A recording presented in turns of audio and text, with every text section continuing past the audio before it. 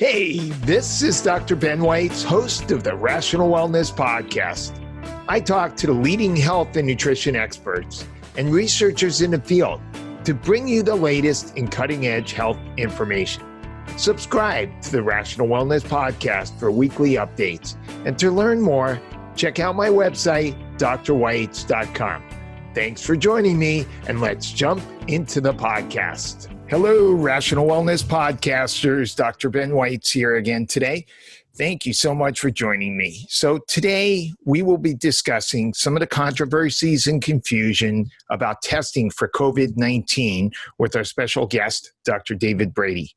So when we talk about testing, we are referring to both testing for the virus and testing for antibodies to the virus that causes COVID-19, the SARS-CoV-2 virus. There seems to be quite a bit of controversy over how necessary testing is, how accurate it is, what type of testing is most helpful. And when it comes to antibody testing, whether it's valuable or not, do antibodies provide protection? How accurate is it? So I've asked one of the brightest people in the functional medicine world and someone who is involved with developing some of these tests, including, I think, the only company that has a stool test for the virus, Dr. David Brady. Dr. David Brady is an internationally known speaker, doctor of chiropractic, naturopathic physician. He's also a professor at the University of Bridgeport. He's the Chief Medical Officer for Designs for Health and also for Diagnostic Solutions Lab. Dr. Brady is a prolific writer, having published a number of scientific papers. He's contributed chapters to numerous textbooks. He's written a number of books, including his latest is The Fibro Fix, published in 2016. Dr. Brady, thank you so much for joining me today. Hey, Ben, thanks for having me on again. And I think you've been trying to lasso me to do this for about at least 4 weeks, maybe 6. But with COVID craziness, it's just been difficult. But here we are. Yeah, good. And by the way, the information on testing seems to be developing by the day. But yeah, before we get into our discussion about testing, you have another title. You are the chief myth buster about bogus concepts circulating through social media related to COVID-19 in the functional medicine world. And you've recently spoken out about a number of myths, including whether immune-strengthening herbs like elderberry can increase the risk of cytokine storm. Yeah. Are there any myths that you'd like to comment about now? Because there are quite a number.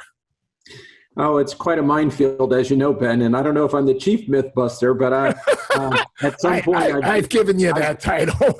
Yeah, thank you. I've had enough sometimes, and I've used a graphic a couple of times with some blog posts I put out there or some social media posts with some guy pulling his hair out, just because I couldn't take it anymore, and I couldn't answer the same question via email 200 times in a day. So I put something out. Yeah, a lot of it started with that, stop your elderberry and vitamin D and vitamin A, it'll cause a cytokine storm thing. And then, don't take ibuprofen, but, this is fine. And that, and then the latest thing I kind of flipped out about a little bit was everyone just comparing it to the flu, right? And the lethality numbers and without contextualization on a whole lot of other ramification and factors of what's going on with SARS-CoV-2 as it compares to seasonal influenza. It's just staggering that, to me, that even healthcare providers, practitioners who supposedly have had some schooling in epidemiology and infectious disease and laboratory diagnosis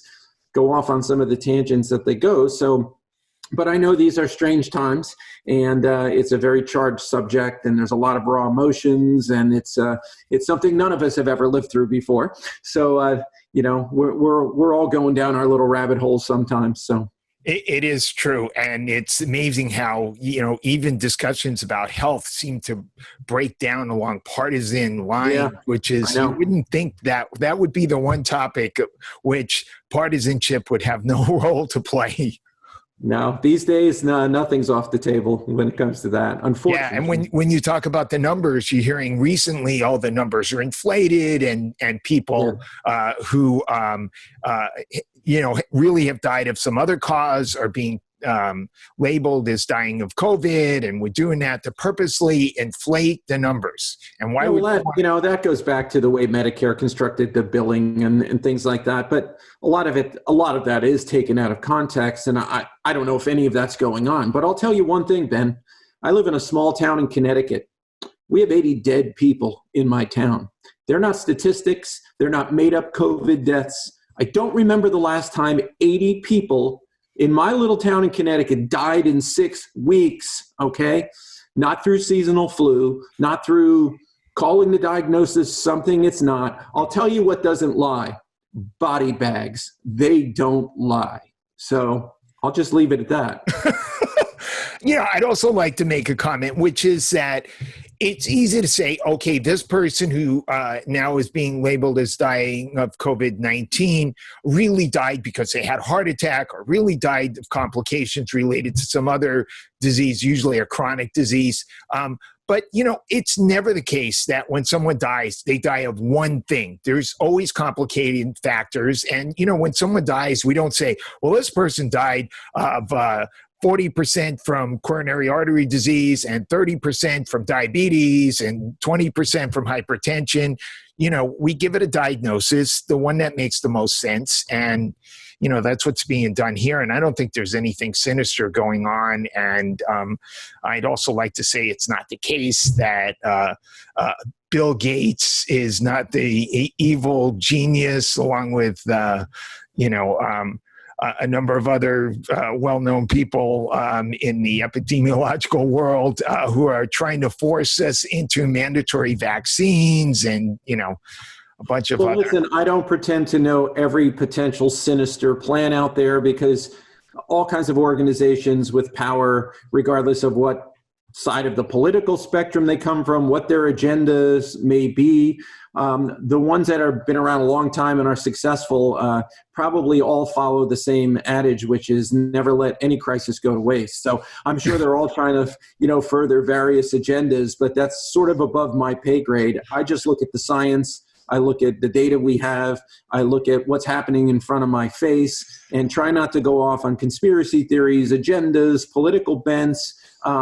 Hey, I'm not saying anybody who has various opinions along those lines are wrong. I'm not saying public authorities have handled this all correctly. We can have reasonable debate on how to respond to a pandemic like this. There's different approaches, different opinions, but, there's some core things that are reality, and that is that this is a serious condition. There's lots of dead people, and it's not the seasonal flu. It's not the same. It's not impacting society and the healthcare system in the same way. Who knows about all those other things? We'll probably know a lot more in retrospect down the line, and then there's a bunch of stuff that we'll never hear about because we don't get told everything. Right. Well, one thing we do know is that people with chronic conditions like patients who have hypertension, who are overweight, who have diabetes, who have coronary artery disease, who have, a whole host of chronic conditions fare much more poorly with this disease. And I think it would be nice if we put some real focus on doing something about our society that has all these chronic diseases, because if we had a healthier society, whatever condition we confront, whether it be this particular virus or any other situation, we'd be a lot better off if we had a much lower chronic disease burden. And so I think that that's something. There's no doubt about that. And those are some lessons that we better learn from this. I mean, as a modern culture, we tend to have very short memories, but there's some big lessons that come out of this. And I hope it's not just the functional integrative kind of healthcare providers that have this imprinted or maybe solidified in their mind, because they've kind of been in this camp to begin with. But I hope more conventional people, more regulatory people with regulatory responsibility, public healthcare policy, and so forth realize this is a wake-up call. This is doesn't matter what pandemic comes next or what have you. We better get a healthier population, and the obesity and the dysglycemia and the diabetes and the hypertension and the cardiovascular disease. By and large, most people, talking to my colleagues, now I'm not on the front lines in the ICU in critical care medicine, but I have a lot of friends who are, and most of the people, now there's definitely exceptions to this, but most of the people that ended up on ventilators are in those categories I just named. Although there are some that were, perfectly healthy athletes who are 30 years old who are now not breathing anymore and they're dead. So, and right now we're trying to mine those genes, find those different constellations of different patterns of SNPs and metabolome issues and things like that to try to, in the future at least, be better at predicting who are those odd ducks that if they get exposed to SARS-CoV-2 or even a related virus that's got some of the sinister characteristics of it, are likely to go down that slippery slope and down into, a severe immune overreaction, acute respiratory distress syndrome, cytokine storm, or what have you, and be really susceptible of dying of this. Because there are certainly those people. We know some of those genes and SNPs already. We know some general patterns, but there's a lot more to be harvested and learned. Yeah, no, this virus definitely seems to have a cardiovascular component that's quite different than the seasonal flu. Oh, yeah. I mean, it's not just a respiratory virus. In fact, it has the ability to get into all kinds of cells, and not just cells with ACE2 receptors. Because of the furin cleavage sites and stuff on the spike, it can get into almost any tissue. It has affinity for highly or densely populated ACE2 receptor tissues, GI, mucosa, but cardiovascular tissue. But you're seeing now, the vascular biologists are having a field day with this, trying to figure out what's going on with all this endothelial inflammatory function, changes in hemoglobin structure, changes in the ability to perfuse tissues with oxygen while still being able to get rid of CO2 and the happy hypoxia thing, the COVID toes, the microcoagulations. I mean, it's a really nasty player. Yeah, no, blood clotting seems to be a major factor. And I've talked to a couple of docs who are working in the emergency rooms, and I know in Los Angeles, and I'm sure in some other areas, they're using blood thinners as just a normal part of the initial treatment. I have lots of patients, on fish oil, nattokinase, lumbrikinase, baby aspirin a day. I mean, we're looking at all those things as well, for sure. Yeah, it'd be nice to see if nattokinase or one of the other natural blood thinners could have a beneficial role if used prophylactically. Yeah, I don't think it's going to hurt. So we're, a lot of us with all of these therapies, even the frontline therapies, by and large, we're going on, a rational hypothesis, known mechanism of action, what we know about the pathogen, and throwing stuff at it and seeing what happens. So. Certainly, we're seeing some amazing data already on vitamin D and zinc, among other nutrients. Yeah, and you know what, Ben? I never thought I'd live to see some of the stuff I've seen in the last couple of months, and I think we all can say that. But I've never thought I'd have doctors from ICUs in New York major hospitals calling me, tracking me down on my cell phone to ask me, what I thought about the best procedure to do in a high-dose IV vitamin C drip. I have a hospital from Massachusetts call me about learning more about blood ozone and, UV treatments and, the stuff in the media and all over the place with, vitamin D and zinc and elderberry and all this. And it's kind of interesting, when the proverbial, stool matter hit the fan in society, I think people amazingly queued up pretty quickly. Hey, there's no magic bullet pharma agent to save me here. And they saw the richest country in the world's healthcare system basically be reduced to, if you get sick with respiratory symptoms, don't come here, right? Don't come to your doctor's office. We can't see you. We're not going to see you. We may talk to you on the telephone, but you need to stay home and basically live or die. And if you get really bad, call 911 and they'll bring you to the emergency room. You'll probably end up in an ICU and die there, right? So they figured out, hey, I'm on my own. We're back to the old days. I need to figure out how to help myself. And what did they turn to? They turned to all the stuff that supposedly doesn't really work. Well, you know what? It turns out the data is showing it does work. Okay, so you see the stuff, like you said, in the biggest, most solid predictor we have right now to determine who goes to a very bad outcome and who does okay when they're exposed to SARS-CoV-2 is their vitamin D level. Imagine that, right? Yes. And people, I have just people I went to high school with, I've never heard from since, are emailing me, should I stop my elderberry? Or might I have a cytokine storm? And what is this thing about zinc ionophores? And I'm like, do I live in bizarro land here? But there's such an opportunity here for, folks like us and the tribe that, your podcast goes out to. I think it's changed people's perception for the long term. That I think, not everybody, but I think a much larger segment of the U.S. population now is thinking, you know what, I better proactively take care of myself a little bit better. And maybe there is something to taking vitamin D, and maybe there is something to supporting my immune system. Maybe some of these natural agents and botanicals and things like that, which we were told that's not real serious therapy, maybe they are. Right? Yeah, no, it's amazing. A couple of days ago, I read that study coming out of New York City where they had two groups of patients where they got hydroxychloroquine and Z-Pak, and one group got 50 milligrams of zinc taken twice a day, and to compare the difference in the outcome. 49% reduction in mortality. 49% reduction in mortality. Yeah, hydrochloroquine and chloroquine, of course, a big function is as a zinc ionophore, right? It transports zinc into the cell, and zinc is very, toxic. But without the zinc, they didn't get that outcome. Exactly. And, you're talking about a supplement that's going to cost you $20.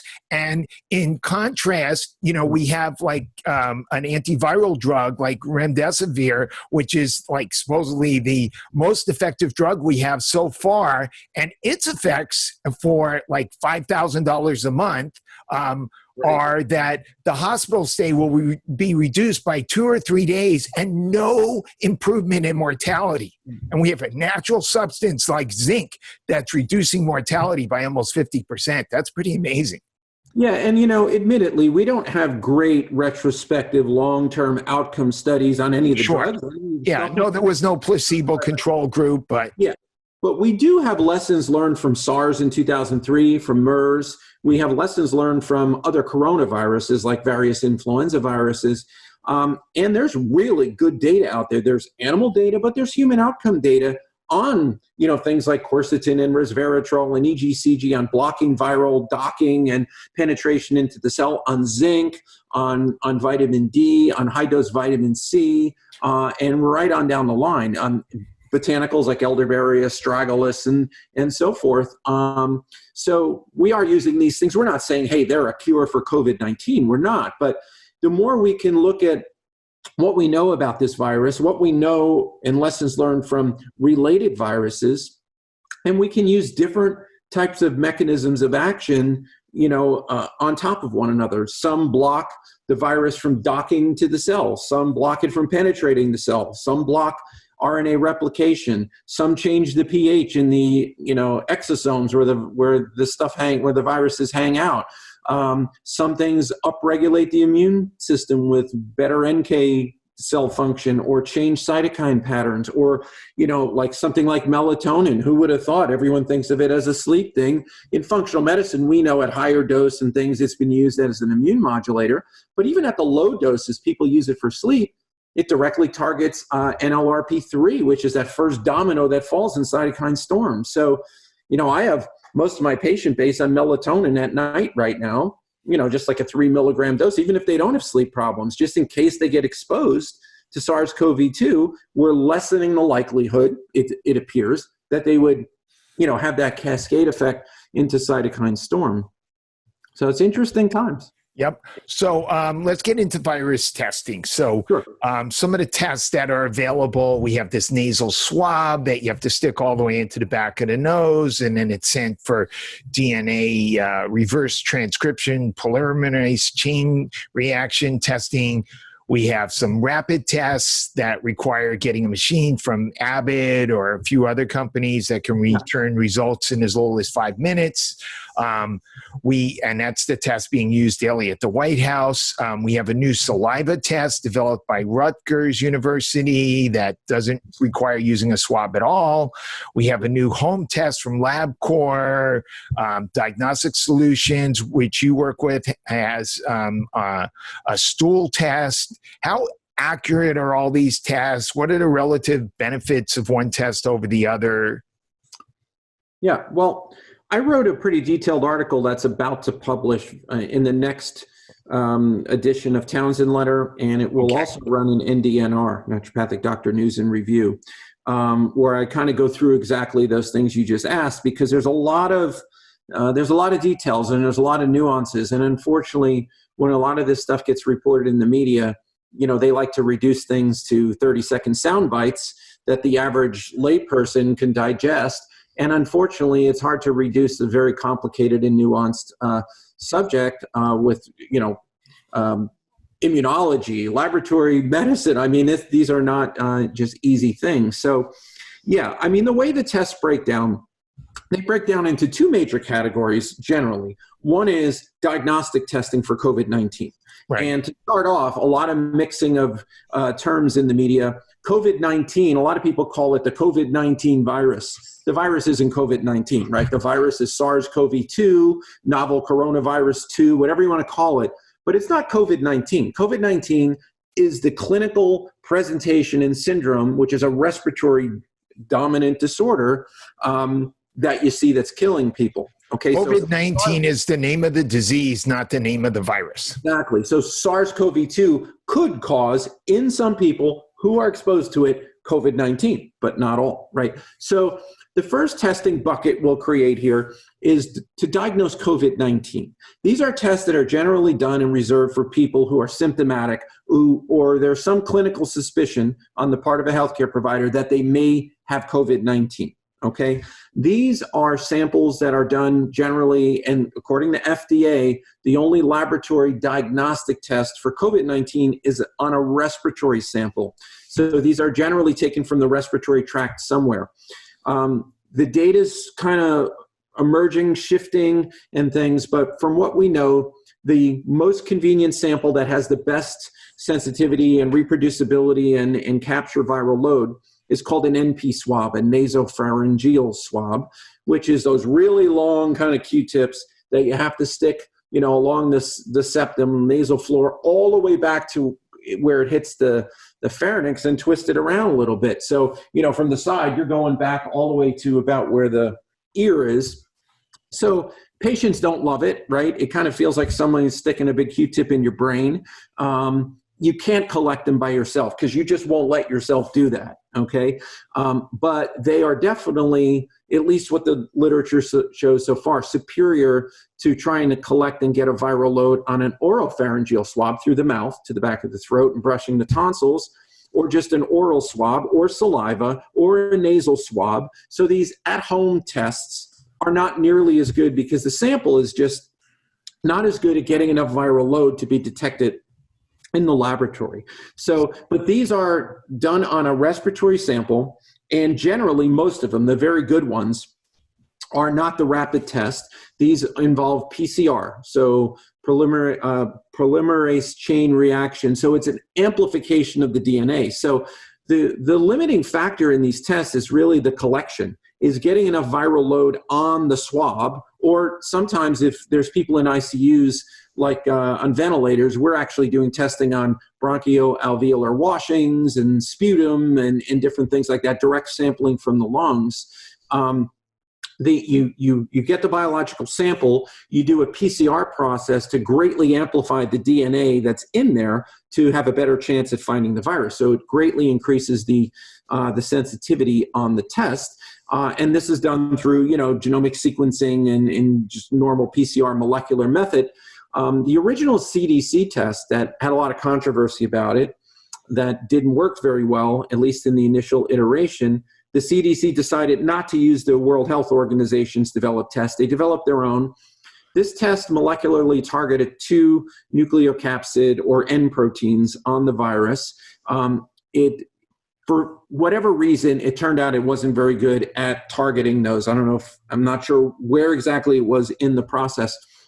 But then the FDA released a emergency use authorization appealing to the private sector to start developing some tests. And at DSL, we pivoted to this very, very early in the game because, we're a molecular shop. We're a quantitative molecular. We have a whole really highly skilled team that does just this kind of work. So we've applied our molecular skills to things like GI map and other types of testing that we do, but we pivoted and we developed a PCR, quantitative real-time PCR-based test on respiratory samples to hit 4 different targets on the novel coronavirus. So 2 N proteins, the same as the CDC test, but also spike protein and an envelope protein. So, and many other people kind of followed that line, but there were remarkably few labs in the US that were able to do that very quickly.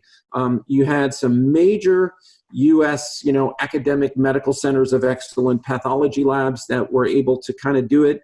And then your Quest and LabCorp and some of the really, really big biotech firms. So DSL was in that first group of 30 in the country that got the FDA EUA validations in and cleared to do the testing. So we've been doing it from very early for major hospital systems, a lot of the drive-through centers for different states and municipalities. So we have a lot of data collected on doing that kind of testing.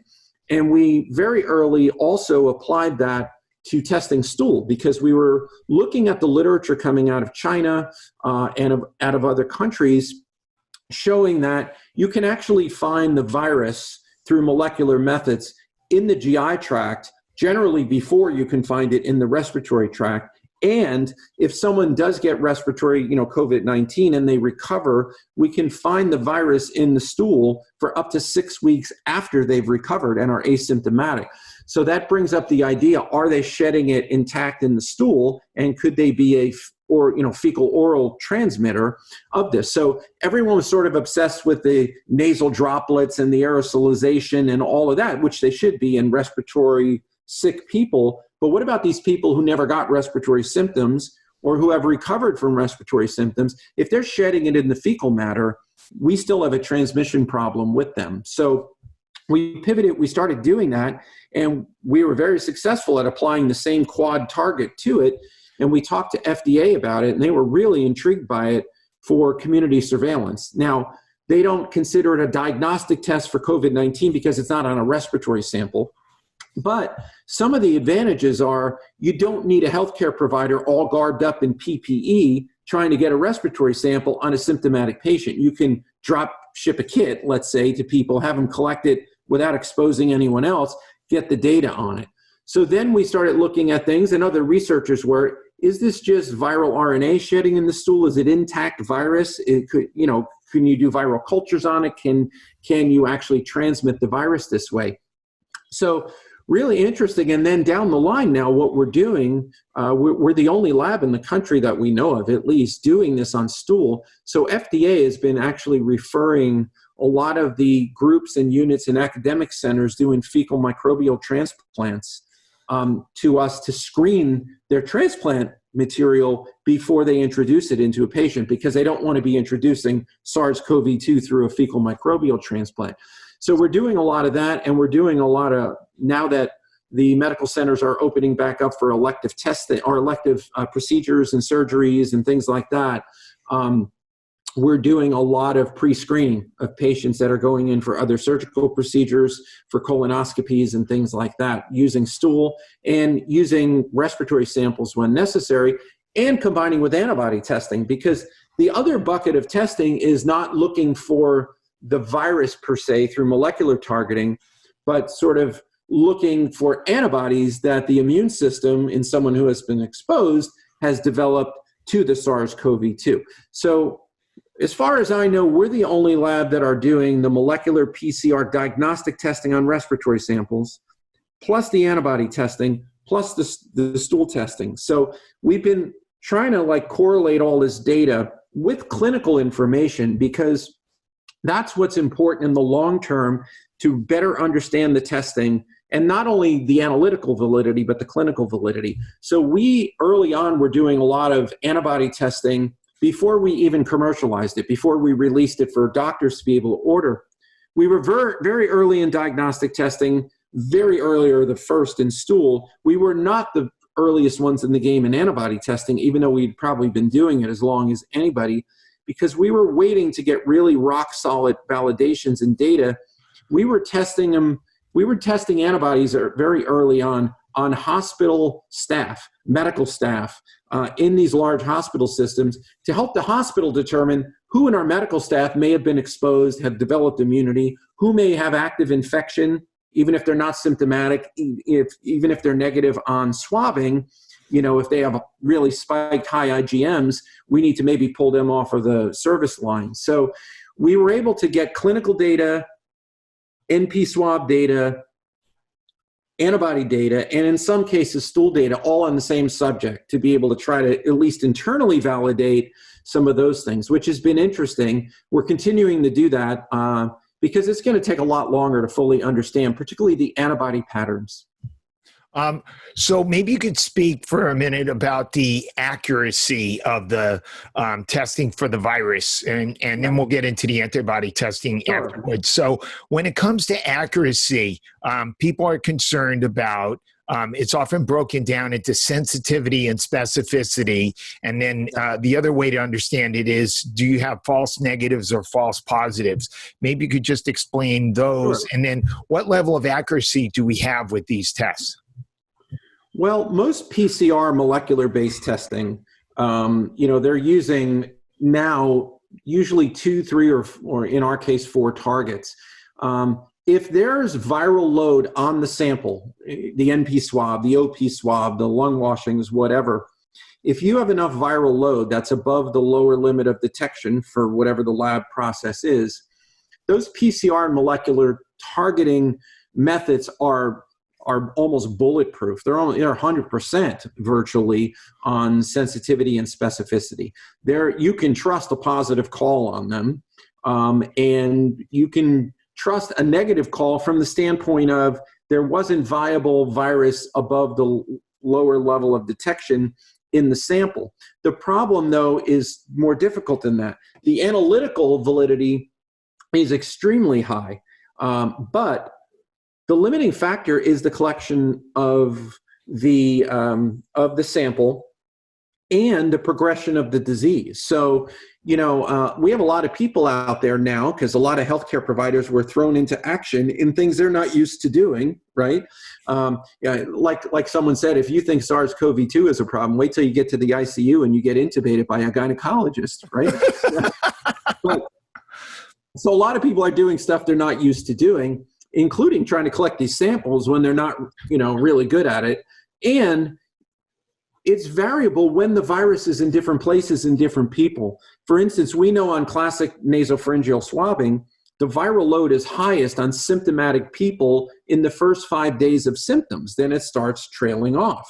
So if you're doing the NP swab at day 3 of symptoms, you're much more likely to get a good viral load on that swab on the same subject than if you did it on day 10, right? So that's a variable. Are you getting enough virus on the sample? Because the lab can be 100%, but if the sample doesn't come in with enough virus, then you have a problem. You can't find what's not there or what is below the lower limit of detection. So it's a difficult thing to answer. And a lot of doctors immediately were throwing out, what's the sensitivity and specificity? I'm not sure they really understood what they were asking, particularly when it comes to antibody testing, because there's 2 different answers to that always in any laboratory process. There's analytical validity and there's clinical validity. The analytical validity, like sensitivity and specificity, is if something is there in the sample, what is your likelihood of finding it? Or when you flip it around to, specificity, what is your likelihood of not finding it if it's not there? Or what's your likelihood of identifying it inappropriately, right?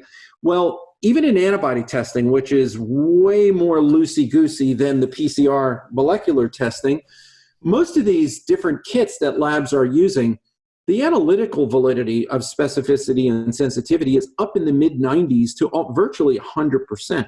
So if the antibody that you're targeting is there, they'll find it, and if it's not, they won't. And if you didn't have it that way, you would never be able to sell an ELISA kit. It's just that's the way they roll. But when you look, what most practitioners really want to know is clinical validity, right? What is the likelihood if the person has what I think they might have, that the test shows positive? And what is the likelihood if they have it that it shows negative, or you can flip it around, that they don't have it and it shows positive, what have you. That's a whole different kettle of fish with antibody testing in particular, because this is a novel virus. This is a new pathogen. Nobody has studied this out like retrospectively. And with antibody testing, you really want to know tightly in a controlled study, what is the clinical history of each subject? Do they have all the clinical manifestations, let's say, of COVID-19? It would be nice to know, do they have a positive PCR on a respiratory sample or not? And then you need to do antibodies, IgG, IgM, at different stages, at 2 days, at 7 days, at 2 weeks, at 8 weeks, at 6 weeks, at 8, right? And do those. Nobody's had time to do those studies. Some people are trying to patch that together, but there's been no organized studies that have been able to be done yet to really report true clinical validity numbers. So everyone's throwing analytical validity at you, and they're 100% or they're 95%. Sounds impressive, but it's not really that impressive because it's the only thing it could be if you're in a CLIA certified lab, right? Using an ELISA kit that's valid, and particularly one that has, IVD status with FDA. So the clinical, the analytical, very, very different, and the media has no idea what that all means. Now, on the virus testing, what about the quick test versus the Yeah, DNA I was test? just going to get into that. Okay. Let's take the PCR diagnostic testing first. Okay. You talked about the rapid testing, right? Rapid testing, by its very nature and design and intention, one of the reasons it's rapid is because it doesn't involve the PCR step. It doesn't involve amplification. So since you're not amplifying the DNA, you need a lot more viral load in the sample to make it pop on the radar of the test. So rapid tests are good and they have their place, but they're really meant for point of care diagnosis, like in an ICU or in an emergency room with someone very symptomatic, high viral load. You do this rapid test, put it in the machine, and if it tells you it's positive, you can trust the positive. The problem is there's a lot of false negatives because if you don't have enough viral load, it will be negative. The other downside of those tests, right now, the way they want to use it is, hey, how can we screen these people as they go into work, into their meatpacking plant, into the White House, before they play their NBA game? Yeah, well, if you're talking about like NBA players and stuff, they're still subject to false negatives because if they don't have a high viral load, they're not very symptomatic, but they're a carrier. You're not going to catch them on those tests likely. But it's not good for population-wide surveillance for a couple of reasons. One is you need the high viral load. So it doesn't have the sensitivity of the PCR-based molecular test, right? The other downside is the throughput is terrible. You got to put like one sample in at a time, and they say, results in 15 minutes. It's one sample at a time on the machine, and then you got to wait like 5 minutes on a reset to put in another sample. So you're doing one sample every 20 minutes, right? When we're doing our PCR tests on these arrays and multiplexers, we're doing hundreds of tests at a time, same time, right? So the throughput is just not realistic. So you're saying it's not practical, say, for a meatpacking plant or even a restaurant with 5 or 10 employees to test everybody on one of those before they come to work? No, they're really point of care with really clinically sick people to confirm a diagnosis type of test, and they're very good for that, but they're not good for what they're not good for, right? And the other thing is you need the right piece. You alluded to this before. You need the right piece of equipment with the right kit. So it's almost like having the right laser jet or the right inkjet printer and have the right cartridge, right? The wrong cartridge doesn't play in the other person's machine. So it's very proprietarized. So you're in Apple world or you're in Mac world, right? You're in Abbott land, you're in Roche world, whatever.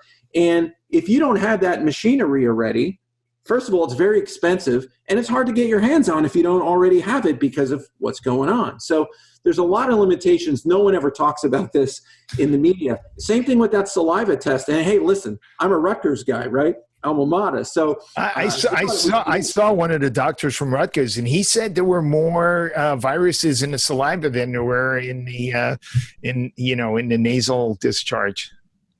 Yeah, I mean, there's definitely a more persistence of it in the GI mucosal cells. I'm not sure about the saliva, but we know inherently in the lab saliva's harder to work with and concentrate and target things like viruses than a swab. But that is a useful test. But again, I think it falls into the same bucket as these rapid tests. You really need a higher viral load. I'm not sure of the exact throughput capabilities on that saliva test because it's a onesie. It was just developed in an academic lab. It's not really been commercialized in a scalable way. Same thing in those antibody tests. You know, you have different kind of variations and stripes. You have a lot of the testing, like where you're from. Remember when they tested LA and they said it was like 4% of the population Yes. with IgG, and New York was 20%. They were using these rapid antibody tests that were basically what are called lateral flow tests. They're almost like a pregnancy test, you know, for HCG, where you pee on it and it turns a color. It's like a reagent-based test. Those also are they have very bad sensitivity. They need high viral load or high antibody load in that. So high viral load translates to high antibody load, particularly early on in the phase with IgM. And then later after seroconversion and IgG, but then IgGs fall as well. So they're really also these sort of point of care. It will not be a diagnostic test for COVID, but it can help confirm a diagnosis. Let's say these are the tests where you prick your finger, you get blood spot. Those are blood spot. Those are different. So the blood spot tests are kind of the next stage, right? And they also suffer from lack of sensitivity. You need much more antibody load for those to be viable. Aren't the blood spot the lateral flow or not? It depends what methodology they're using with the blood spot. They can take a blood spot, solubilize it, and then try to do an ELISA process on it, or they can do a lateral flow. Oh, okay. I see. But, you know, just think about it. It's kind of intuitive, right? If you poke your finger and put blood on a blotter paper and it dries, the lab's got to get it back, solubilize it, get enough of that sample, be able to viably test it. You don't have the pristineness of the sample and the sensitivity that you would if you did traditional phlebotomy into an SST tube, spun it down, separated the serum, and sent it to the lab. Or even now we're doing our antibody tests. You don't even have to do the spin down. You can do it you can pull it into a lavender tube and just do it on plasma. It's equally as good. But they're definitely better than the blood spot ones. But I understand why people want the convenience of a finger stick. It's just there's a yin and yang, right? There's a price to pay, and that's sensitivity. So do we know what the sensitivity accuracy of the blood spot, the rapid flow tests are?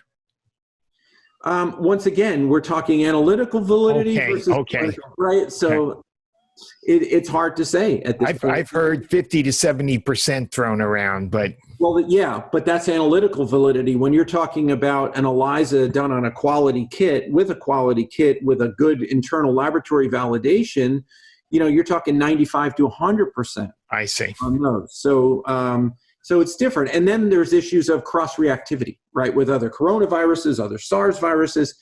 And that comes down to what the ELISA kit, let's stay with ELISA antibody testing, what did they build the kit to find antibodies to? Now, most of the ELISA kits are meant to find antibodies that are made by the human immune system to nucleocuspid or N proteins on the virus. The reason they build it to that is because that has the most surface presence on the virus. So if you're targeting something where the virus has more of it on the surface, your sensitivity goes up. But one of the things that happens on sort of a ubiquitous thing on the surface is your sensitivity goes up, but your specificity can go down a little bit. So there is some potential theoretically for cross-reactivity on those tests to other common coronaviruses. Well, I shouldn't say common, relatively common. They're still not very common, like 229E, and I think it's a OC43. I wrote it down here. But when they've looked at that, they really haven't seen that. So most of the published studies, and I pulled some of them here, show a very high specificity using pre-COVID blood samples, right? We tried to use samples as controls that were available, that were collected before we knew SARS-CoV-2 was around, and we're not getting cross-reactivity. Some of the other ELISA kits are built to the spike protein. They have the ability to cross-react a little bit more with original SARS from 2003, but we don't think that's around. So it's kind of moot, So I think you're not going to get a lot of false positives from cross-reactivity to common influenza viruses or the original SARS on the antibody test. But the antibody tests are a little bit dicier in that there's not as much uniform quality control for a couple of reasons. One, PCR molecular... Keep talking. I just have to turn the music down. Popped on. Sure. Yeah, PCR molecular is just by nature much more honed in and targeted and exact in its nature. Okay. Antibody testing and immunology testing, it's a little more fuzzy around the edges. And individuals have a great deal of variability in how they react to a pathogen, how much antibody they produce, how much IgM, how much and when they convert to IgG, how much IgG they maintain around for lengths of time, what their viral load was to begin with. So if you get exposed once to SARS-CoV-2 and you harbor it in some way, whether you go on to become clinically symptomatic or not, you'll develop a certain amount of antibody titer to it. But if you're a healthcare provider in the hospital every day and you're getting exposed to this virus repetitively, you're going to develop a much higher viral load, whether you're symptomatic or not, and therefore a much higher antibody titer. So to try to answer questions on what exact level of IgG confers immunity, what exact level of IgM means you have an active infection, there's different kits, there's different methods, there's different individuals, there's different viral loads. It's impossible. So over time, as the methodologies sort of coalesce to a gold standard, and then they can follow people over many subjects, over many time intervals after exposure, then you can learn these cut points and dial them in like we know about Epstein-Barr virus, right? This is a brand new virus. So doctors are asking the same questions that they would ask with a virus that we've been studying for decades and have all kinds of retrospective data on to a brand new virus, when in many cases, labs, immunologists, everybody's kind of shooting in the dark, doing the best they can, but they haven't had the benefit of time to answer the kind of questions that the doctors think you should have. So generally speaking, what do we know about IgM are the first antibodies that form, and then they fade away and we get these IgG antibodies, which are generally considered to be the longer term protective ones. So how long after infection on average do the IgM antibodies form with SARS-CoV-2 virus? And then how long do they last for, and when do the IgG antibodies form? Well, I mean, once again, they're still trying to dial a lot of this in. Right. But what do we know so far? Fundamentally, coronaviruses aren't new. Okay. This is a particularly nasty one because of some, novel properties of it. But it's by the way, 20% of colds are caused by coronaviruses. Right, exactly. So we know how coronaviruses operate. We know how our immune systems react to them. We have the benefit of lessons learned from SARS and MERS and things like that. So there's no reason to think that there will be some really atypical, bizarre reaction of the human immune system that defies what we know about immunology. So basically, if you're exposed to the virus and you have a viable viral load, and whether or not you develop overt symptoms or not, you will start to rapidly develop IgM antibodies. And depending on your level of exposure, your level of viral load, your IgMs will come up to a point that will be easily detectable through any of these, type of laboratory methods. Now, over time, over a couple of weeks, you will get seroconversion of IgM to IgG. So your IgM spike first, then they will come down. The IgG titers will go up, and they'll be much higher in the beginning, and then they'll gradually sort of trail off. And then they'll stay at a lower level on a persistent basis. And that's sort of your learned long-term immunity. Where, let's say the rapid tests or the lateral flow test, they're pretty good at finding that initial high IgM spike, and they are probably still pretty decent at detecting that initial high IgG after seroconversion is early.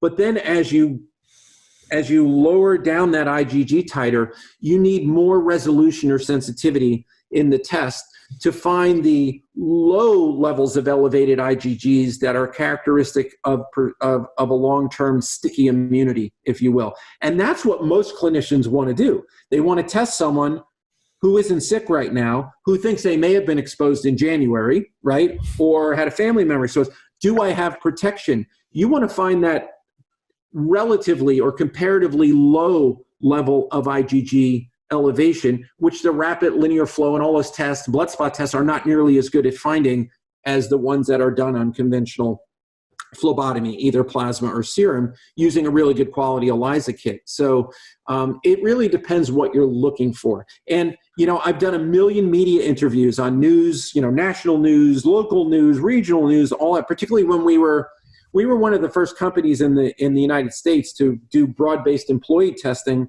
on the workforce at Designs for Health, because we've had to keep all of our manufacturing plants running 24/7 during this because we can't make enough stuff, right? It's just gets ripped through. So we needed a very healthy workforce, and so we turned to DSL to do all the antibody testing, and so it generated a lot of media. So I was on a lot of interviews about this, and even if you try to explain some of these nuances, they don't have time for it. And they don't want to know. It's like, I don't want to know. We just want easy answers here. And how do you take something that is complex and has all these nuances and make it like a binary answer and something really simplistic? It's hard. But essentially, part of what you just said to me was, you hear in the news, well, we don't really know if you develop antibodies. We don't really know if you do develop antibodies. Will you be protective? What you said to me is, and correct me if I'm wrong, that this virus is, our immune systems generally work similar to the way they do with other viruses. One of the main ways that we fight viruses is to produce antibodies over time. Depends on the person, depends on the infection and everything else. But generally speaking, we develop antibodies, and generally speaking, these antibodies are protective over time. Yep. There's no reason to think when someone has IgG titers to SARS-CoV-2 that they would not have some significant amount of immunity. They would highly be unlikely to be infected again anytime soon with it. We have not seen that. You saw some reports out of like South Korea or something about reinfections. It turns out in peer review it was not really the case. We don't have evidence of that. I can't tell you 100% that won't emerge, but we don't think so. And even with lower levels of persistent IgG to SARS-CoV-2, it's likely you would have a persistent immunity to it for at least the near future. Now, we don't know if this is an RNA virus. By nature, they kind of change around a lot, but this has a very complex, large genome, and it has a sinister property of a lot of sort of self-reparative mechanisms to the genome of the virus, which means over time it doesn't mutate as much and lose virulence. So that's the bad news. It's likely to maintain the characteristics it has now. It's not likely to be burned out by the heat. It's not likely, and all those things. On the other hand, if you develop immunity to it, that really means that we're more likely to have that immunity persist. But we don't know if a year from now it's changed enough, sort of like influenza, right? There's, even with the vaccine talk, I don't think, honestly, I hope I'm wrong, but I don't think there's a magic vaccine coming to cure us because this is an RNA virus. And if they develop a viable vaccine to this that sticks, that's the same over time, it will be the first time they've done it in history. They don't have a vaccine for AIDS. The vaccine for influenza is not like polio or MM. You have to get it every year because they're guessing what new variant may come, right? And they get it wrong sometimes, they get it right sometimes. But this is not easy. When they tried to develop a vaccine for SARS-1, I've talked to some of the researchers. Every time there was several different efforts, highly funded, every one of them failed. And the ones I know of that I talked to people involved in it, every time they gave the vaccine to animals, it killed them all. So they basically stopped trying. Now, maybe they know more now. There's brilliant people. Hopefully they can develop one that's safe. Who knows? But I'm not holding my breath, honestly. I think it's a lifesaver that they throw out to the public to feed them, but I'm not sure that it's really all that viable, at least in the near term. And I don't think there's a magic drug coming along that's just going to, eradicate the virus because we're not good with antiviral drugs to begin with, you know. Well, what about, you mentioned, we were talking about the antibodies, and another piece of evidence that the antibodies are protective is we've been using convalescent plasma therapy, which is taking antibodies from patients who were infected and use it on patients who are sick. And they've been getting some pretty good results with that. So that's more evidence that antibodies are protective. And then the only problem with that, it's not really scalable. If you take antibodies from one person and give them to one person, you know, you can't help a lot of people, but they're trying to develop those antibodies in a lab. And you know, that may be helpful. They can have a form of sort of immune modulatory or immune therapy based on this. And, you know, boy, that whole area has progressed so much. That may be the answer, but who knows? But, you know, it's interesting. When I was doing media too, an interesting phenomena, you know, you had a lot of public health authorities, governors, even all the way up to the top saying, oh, antibodies are our ticket to understanding this, to knowing what the penetrance is in the population, and to getting people back to work safely and all that. And then all of a sudden, you started having it spin. Oh, we don't know about this antibody stuff. Oh, a lot of the tests aren't any good. Oh, a lot, you know. And I'm like, what flipped the public narrative? And I really do think that public health and regulatory authorities came to grips with the reality. As people started getting antibody testing done, they realized that they were developing two segments of the population, those with IgG antibodies and those without. So what were they going to do with a partitioned population? One set of rules for the people with antibodies and another set of rules for the people without? And what about the people that found out they have IgG antibody titers to SARS-CoV-2? Did they start telling the public health officials, we're not following your social distance stuff, we're not wearing masks, we're going back because we have immunity? Basically, what do you do with the population where do you give them immunity cards, non-immunity, you know? So I don't think they even wanted to deal with that complexity. And they started messaging, well, we're not sure we can trust antibody testing. Listen, we've been using antibody testing in medicine forever, right? This isn't new.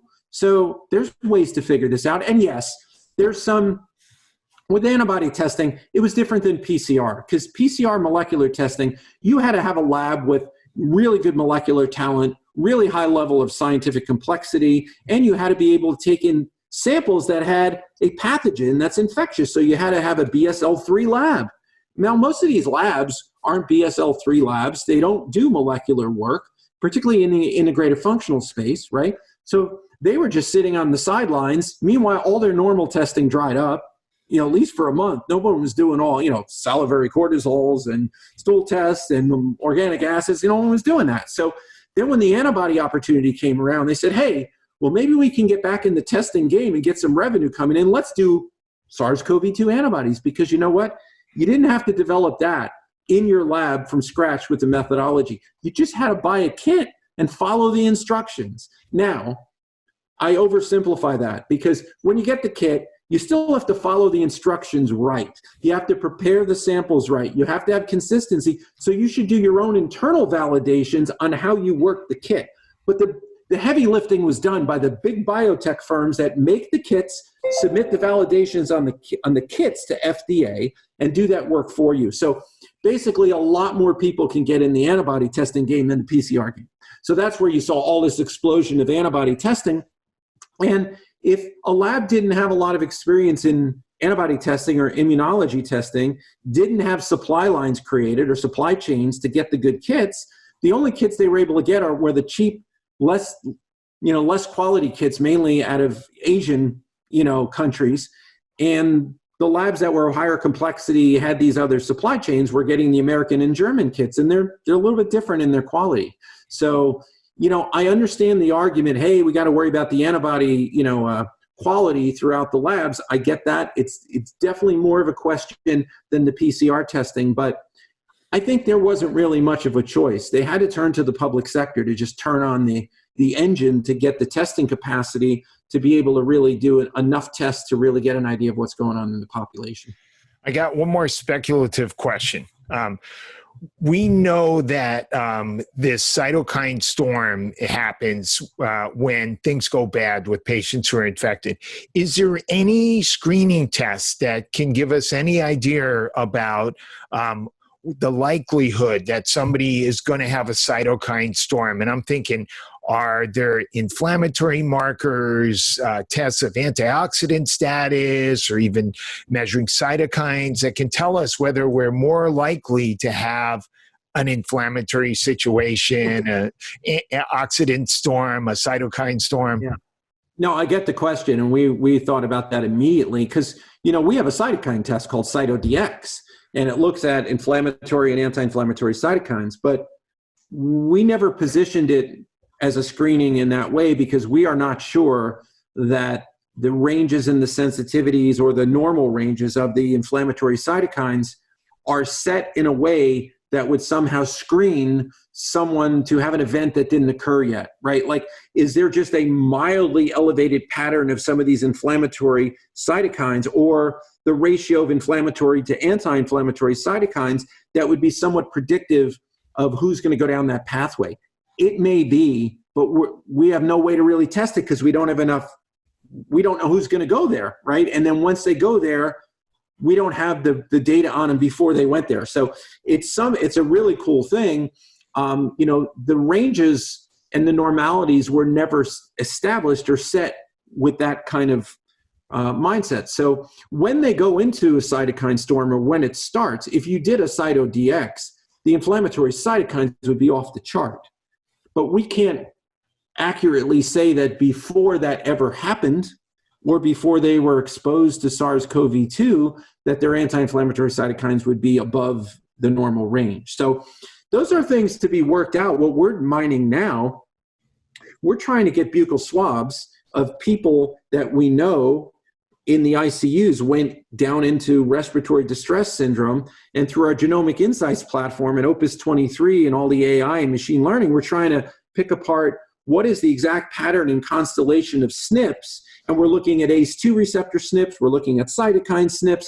We're looking at a whole bunch of different SNPs to find out what is the golden pattern. And maybe it's not just SNPs, it's SNPs plus metabolome markers. So we're looking at some of that stuff, but once again, we don't have the time and the number of samples and the right sequence with the clinical histories. It's really hard to put together, but we're looking at that. But there is, I'm having a little bit of brain freeze on his name, but there's a researcher, I believe he was at Duke or one of the California institutions, that is sort of the go-to expert on cytokine storm, even before COVID happened. Right? People tended to go into cytokine storm, particularly people with certain autoimmune disorders and so forth.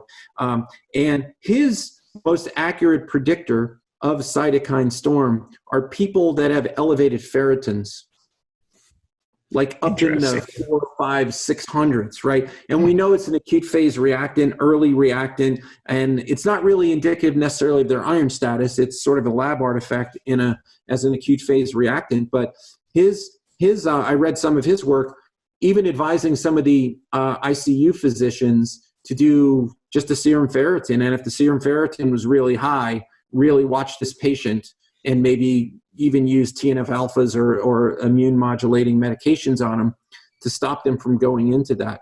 But it's a very good question, Ben, and I don't know. I think our life raft here, beyond vaccines and beyond some direct therapeutics, is to get better at predictive, using omics, genomics, proteomics, metabolomics, what have you, to be able to find those canaries in the coal mine, right? Who are the ones that might go down the cytokine storm pathway, and to be more aggressive with them.